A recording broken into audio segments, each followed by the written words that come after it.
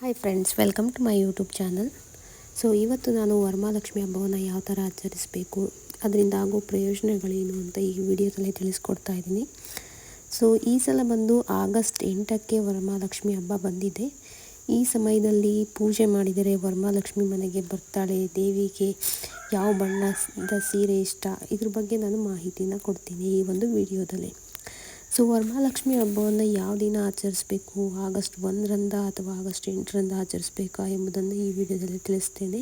ಸ್ನೇಹಿತರೆ, ಒಂದು ವೇಳೆ ವರಮಹಾಲಕ್ಷ್ಮಿ ಹಬ್ಬವನ್ನು ಆ ದಿನ ಆಚರಿಸಲಾಗದಿದ್ದಲ್ಲಿ ಯಾವ ದಿನ ಆಚರಿಸಬೇಕು, ಪೂಜೆಗೆ ವಿಶೇಷ ಮುಹೂರ್ತಗಳು ಯಾವುವು ಎಂದು ತಿಳಿಸಿಕೊಡುತ್ತೇನೆ. ಶ್ರಾವಣ ಮಾಸವು ಜುಲೈ 25ಕ್ಕೆ ಸ್ಟಾರ್ಟ್ ಆಗಿ ಆಗಸ್ಟ್ 22ನೇ ತಾರೀಕಿನವರೆಗೂ ಇರುತ್ತೆ. ಈ ಮಾಸದಲ್ಲಿ ಬಂದು ಟೋಟಲ್ 5 ಶುಕ್ರವಾರ ಬರುತ್ತೆ. ಆಗಸ್ಟ್ 8 ಶುಕ್ರವಾರದಂದು ತುಂಬ ಚೆನ್ನಾಗಿರೋದ್ರಿಂದ ಆ ದಿನ ಎಲ್ಲರೂ ಆಚರಿಸ್ತಾರೆ.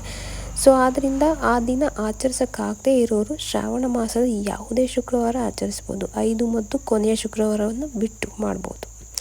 8ನೇ ತಾರೀಕು ಬೆಳಿಗ್ಗೆ ಬ್ರಾಹ್ಮಿ ಮುಹೂರ್ತದಲ್ಲಿ ಕೂಡ ನಾವು ಮಾಡ್ಬೋದು.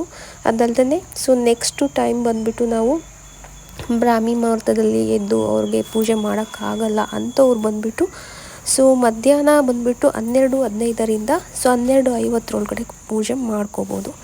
ಇನ್ ಕೇಸ್ ಆ ಟೈಮು ಮಿಸ್ ಆಯಿತು, ಆ ಟೈಮಲ್ಲಿ ಅವರು ಎದ್ದು ಮಾಡೋಕ್ಕಾಗಿಲ್ಲ ಅಂತ ಒಂದು ಸಂದರ್ಭದಲ್ಲಿ ಅವರು ಈವ್ನಿಂಗ್ ಕೂಡ ಮಾಡ್ಕೊಬೋದು. ಈವ್ನಿಂಗ್ ಬಂದು 4:30ಯಿಂದ 5:30ವರೆಗೂ ಒಳ್ಳೆ ಟೈಮ್ ಇದೆ.